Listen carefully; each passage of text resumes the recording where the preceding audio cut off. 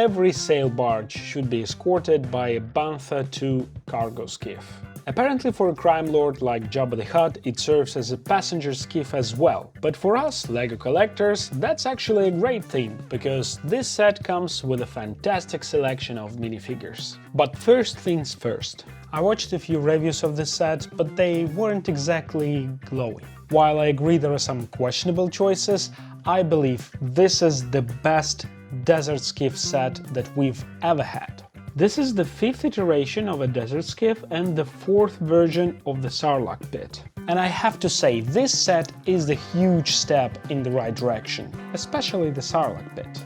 Previous versions never really looked convincing to me, but the new one finally resembles an actual pit. It has depth, properly aligned teeth, and 4 moving tentacles. That said, I do have some doubts about the shape. The pit should be more circular, but here it's rectangular, likely to accommodate the moving parts. Still, it's a massive improvement over earlier designs. Now let's talk about the skiff itself. There are several improvements here. The designer absolutely nailed the stern.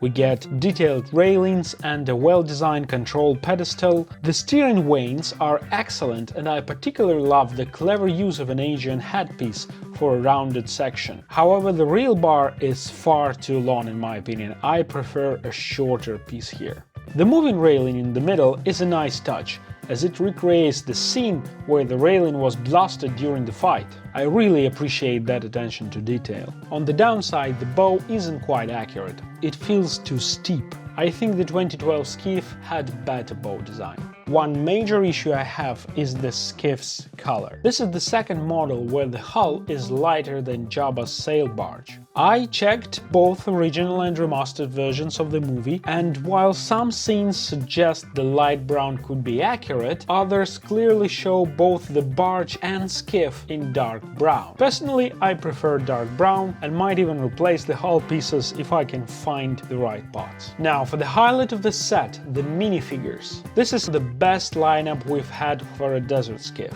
All the major characters from the skiff scene are included. First, of course, Luke Skywalker. This is a brand new minifigure with incredible printing on the torso, legs and back.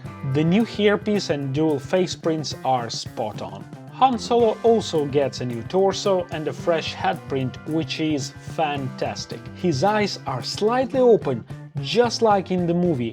Again, great attention to detail. The disguised Lando Calrissian is also new, though I personally prefer the 2012 version. The new minifigure features beige printing on brown legs, but in the movie his pants are entirely beige.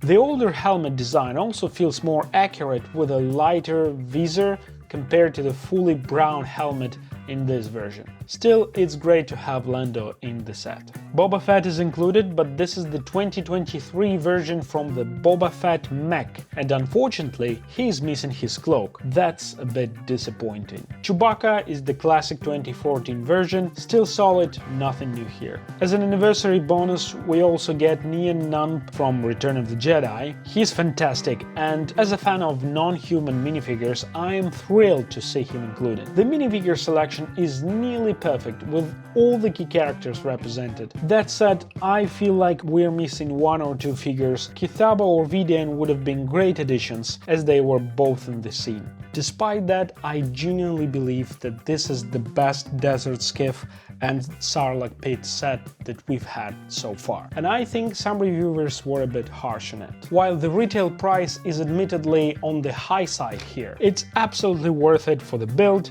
the improvements and the minifigures.